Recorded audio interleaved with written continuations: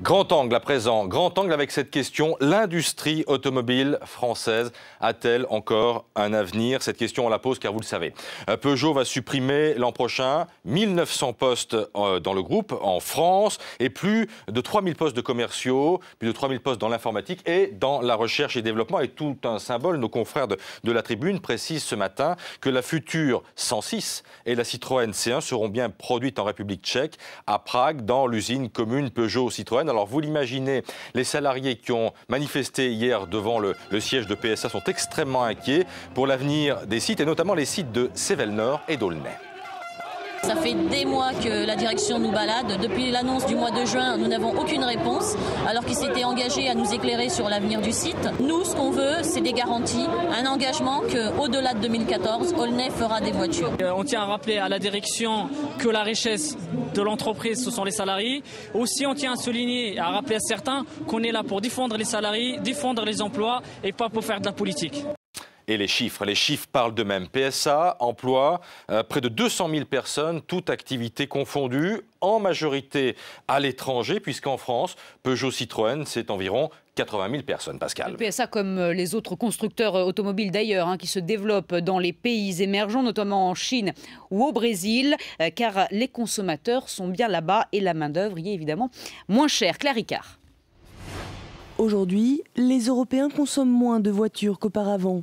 Cette tendance montre-t-elle pour autant une saturation du marché? Cette consommation n'augmente pas. On est plutôt dans une phase où on met la contrainte sur l'automobile. On essaye de réduire la circulation de l'automobile dans les grands centres urbains. Ça ne facilite pas la vente de véhicules. L'ère du tout automobile marque donc le pas en Europe et les constructeurs sont voués à chercher de nouveaux marchés.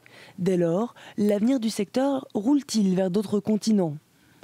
De l'autre côté de la planète, en Asie ou en Amérique du Sud, il y a des marchés qui sont en pleine explosion. Il est assez logique, voire même naturel, que l'industrie automobile se rapproche des marchés qui consomment les produits qu'ils fabriquent.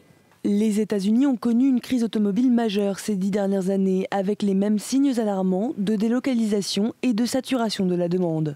L'Europe va-t-elle connaître la même crise que le marché américain ? Le marché américain aura perdu environ 3 ou 4 millions d'unités en presque 10 ans.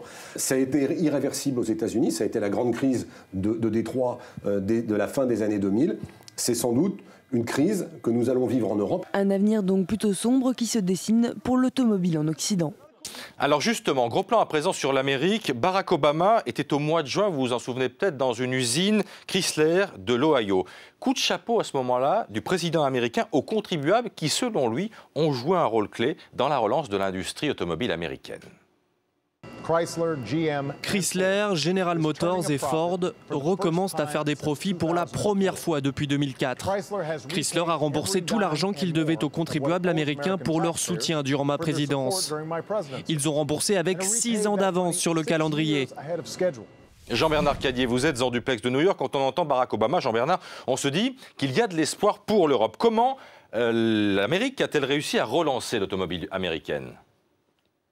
Mais d'abord grâce à Barack Obama, c'est-à-dire à l'État américain qui a massivement aidé l'industrie automobile américaine, mais c'est aussi grâce à cette industrie qui s'est restructurée, qui s'est réorganisée et qui a réduit ses coûts, c'est-à-dire qui a légèrement baissé les salaires. Les salaires d'embauche sont environ 30% de moins inférieurs à ce qu'ils étaient avant la crise. Donc c'est une industrie qui redevient compétitive, qui recommence à embaucher. On vient d'annoncer la création de 15 000 emplois dans l'industrie automobile dans les 3 ans qui viennent.